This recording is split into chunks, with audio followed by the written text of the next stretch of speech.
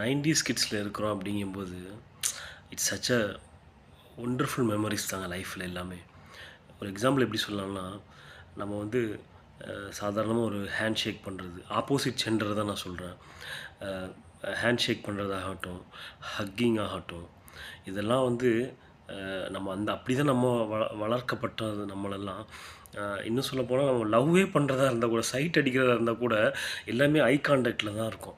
கண்ணுலேயே காதலித்த காலங்கள் தான். அதாவது ஒரு வார்த்தை கூட பேசுகிறதுக்கு தைரியம் இல்லையா, இல்லைன்னா அது சொசைட்டிக்காகவா என்னன்னு தெரியாது. அவங்கள பின்தொடர்ந்தே போய் அவங்க வீடு வரைக்கும் அவங்கள போய் விட்டுட்டு வர்றது, இந்த மாதிரியான காலங்கள் தான் இருக்கும். இது வந்து இன்னைக்குள்ள ஜென்ரேஷன் பார்த்தீங்கன்னு சொன்னாக்கா, அவங்களுக்கு அவ்வளோ ஈஸியாகிடுச்சு. நம்ம சைடில் பார்த்தீங்கன்னு வைங்களேன், நம்ம ஃப்ரெண்ட் ஆகட்டும், இல்லைன்னா ரிலேஷன்ஷிப்பாகவே ஆகட்டுமே, கண்டிப்பாக இன்றைக்கி வரைக்கும் சரி, கை கொடுக்கவோ ஹக் பண்ணுறதுக்கோ எல்லாம் அவ்வளோ பதட்டமாக பயமாக இருக்குது. ஈவன் என்னோடய ஃப்ரெண்ட்ஸ் இப்போது கை கொடுக்கலான்டான்னு போனால் கூட என் பொண்டாட்டி எப்படி மூஞ்ச பார்க்குறா, எஸ் ரைட்ரா எப்பா மூடிக்கிட்டு இருப்போம்டா நம்ம அப்படிங்கிற மாதிரி தாங்க போயிட்டுருக்கு. So being a 90 kids it's such a wonderful மெமரிஸ்ன்னு தான் சொல்லுவேன். இந்த மாதிரி இன்னொரு ஜென்ரேஷன் இருக்குமா அப்படிங்கிறது தெரியல.